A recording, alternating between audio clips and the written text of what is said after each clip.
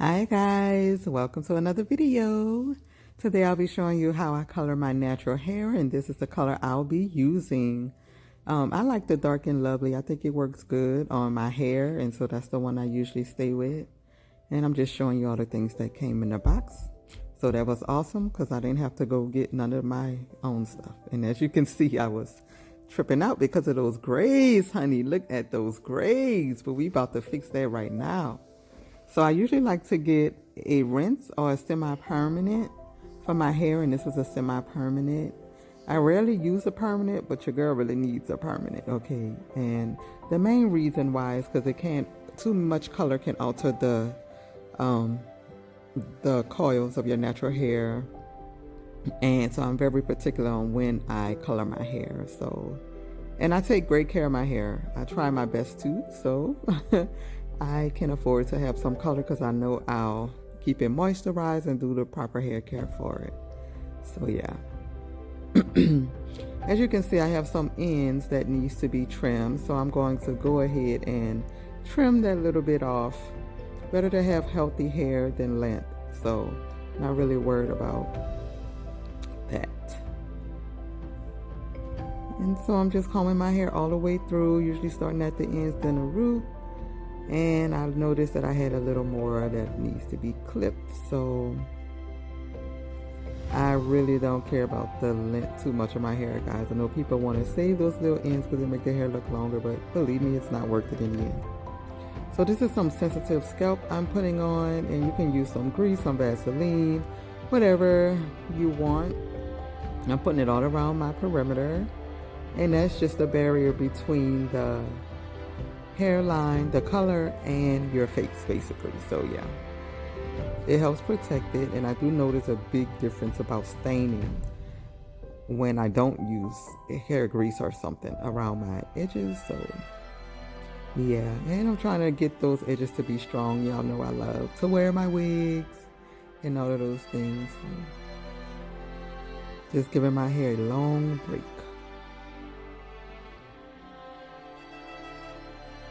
And both sides of my hair are thin, like right at the temples. My son's hair is that way. I think I told y'all that in another video.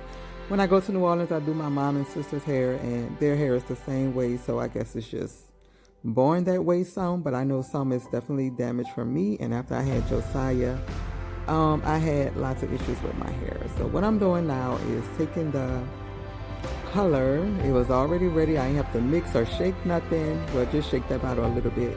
As you can see, I think I waste some there, but it's all good. I'm swiping it off.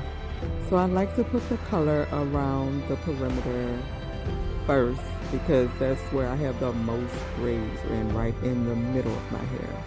So I'm just going to work this section right here. And as you can see, I'm going to go around in like a square. And if you can look closely, you'll see that your girl decided to cut her crochet braids out and cut her hair in the middle. And you probably see the little sharpness there, but it's trying to grow back, and hey, it is what it is. That already looks better. Don't look dusty like the rest of the gray hairs look. But yeah, we are going to get that under control.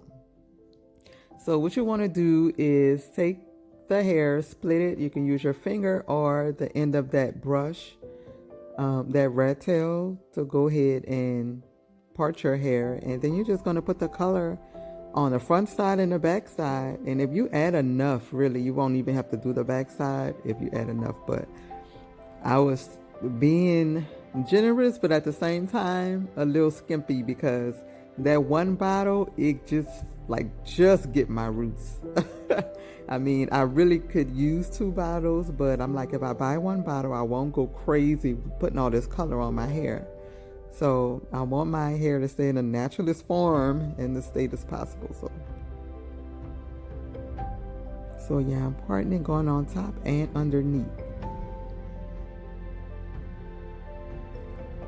And if you hear My son's in the background. They're playing with Legos and they're not too far from me. So sorry about that. But yeah, I'm just going to continue to part it, add the color. I have adjusted to using the brush, not all the time. Sometimes I just use my finger while the glove is on, of course. But yeah, the brush helps. It helps a lot, actually. And I really like just taking the time to really smooth this on. I don't know, it's so relaxing. I be so focused, and my phone is in front of me at my vanity, but I am actually looking in the vanity mirror, so I'm looking right above you guys. So that's why my eyes look so big and wide. And I be focused, y'all. I be focused. As you see, I closed the door behind me, and I'm like, I need my time to color my hair. So always take the time you need. Don't rush. You know. Yeah, your first time you probably get a little frustrated, but this is the best way. And you start from the top, not the bottom. You end at the bottom like I'm doing here. And then you just gather all the hair and kind of just sit it inside the hair clip. And just let it process. So I'm going to move on to that other side. I didn't even cook that side off the way, not sure why, but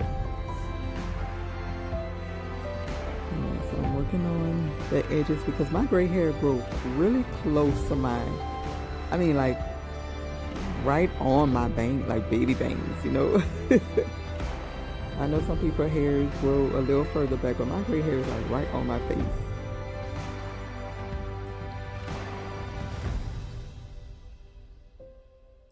So yes, I'm just going in, smoothing it down. I really wanted to give a thorough, very detailed video of what I'm doing because I know some people cut it off after a section or two, but I'm going to show you how I'm doing all 4 sections. And if you feel that you have it after this section, you can just skip toward the end to see the rest of the process.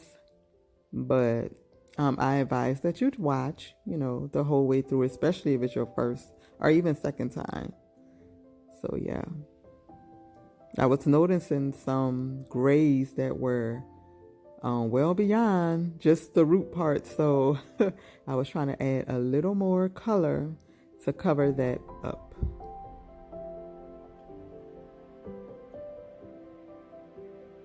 And there's all type of brushes you can do this with.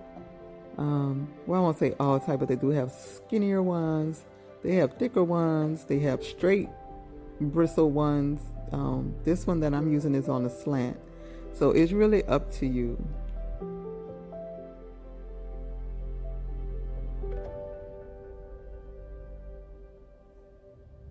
And sometimes you don't realize how thick your hair is until like after you wash it. Or speaking of that, I don't think I say that at the beginning of the video that yes, the pack recommended that, or this box of color recommended that I wash my hair prior to coloring.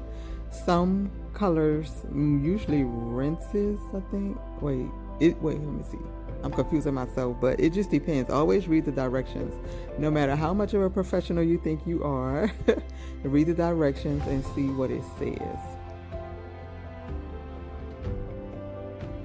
I may have shampooed it just once, and sometimes, I'm not gonna lie, I don't shampoo it. I just take my side out and I color it because I feel like a lot of the color will go on the dirt that's in my hair, and all of the color, especially if it's a permanent, I will probably do that mostly if it's a permanent color.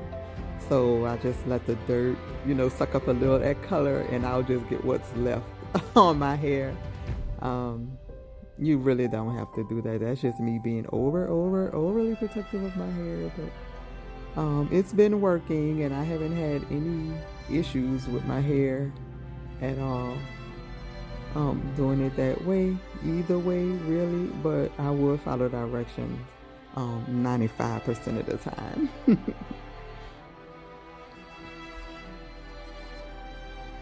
Yeah, so now I'm clipping this all out the way and just gonna let that process.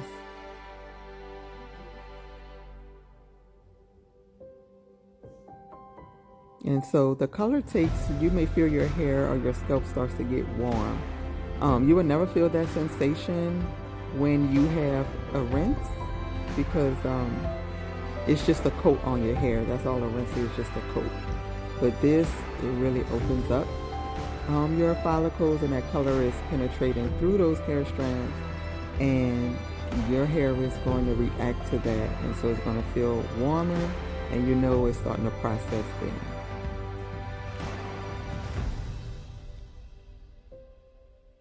So it's kind of irrelevant really when you get a rinse. My husband walked in. I told him I was going to clip that part out the video, but I'm just going to keep it rolling. I was just laughing a little bit. He was like, oh snap. But yeah, you don't have to sit under the dryer really when you get a rinse. Because your hair, it won't do much. It's just a coat on your hair. You don't really have to sit under the dryer when you get a rinse. You could just put the, you could just wrap it up. Put the shower cap on and just let it sit for about 20-30 minutes. So that's really the difference. The hair, the color don't really penetrate your hair like it would for a permanent or a semi-permanent. So I'm going around the perimeter again in the back. And I did both sides that time, kind of at the same time. So I went all the way around one section, and then I went all the way around the next section back there. And now I'm just going to start from the top and put the color in. I think I'm going to turn toward the back eventually, yeah, so you can see.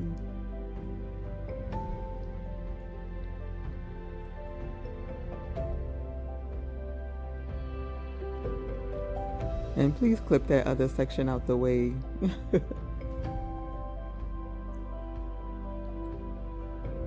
As of now, you can't really see what I'm doing, but yeah. But it's the same thing as in the front.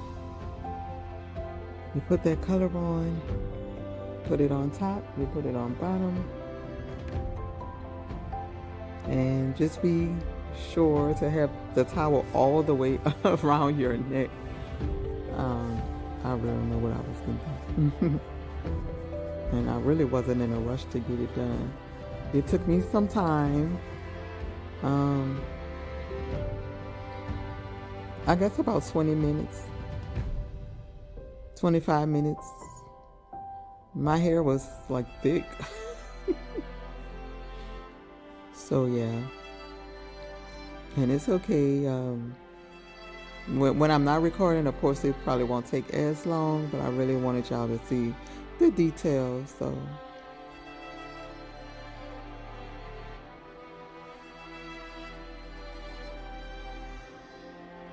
Just be patient with yourself. Be patient with your hair. You know, after you let this sit, you'll see me go under the dryer, and that's why in the video. But after this, we do have to work those sections in a little further. But you know, sometimes you might miss a spot or two, and so you definitely want to go back and work those sections in. And I think I finished that other section, but I do remember my phone dying, so let's see, because I am doing this voiceover like a week after I recorded this, so yeah. I was laughing because I felt back there and I was like, oh my goodness, I didn't did like that whole section, did not clip off this section, and the section that I was doing, I was pulling hair from the other section and everything. So yeah, as you can see here, I'm working all the sections in. So I didn't show you how I did that last section at the back. I think I charged my phone and then I came back. So I'm just parting with my finger and working it in. You'll see me slice some sections and then just work it in with my fingertips. I'm not focusing on my scalp. As you can see, I know sometimes color is all on your scalp, but I try to avoid that. They even tell you on their pack, try to avoid your scalp. It may be hard to do, especially when you're working it all in. So yeah, I'm just gathering it all, and the excess color that I have on my hands, the gloves, in my hair, I'm just rubbing it throughout the rest of my hair to the tips. So whatever was left, that's it. I was like, how in the world you open this bag?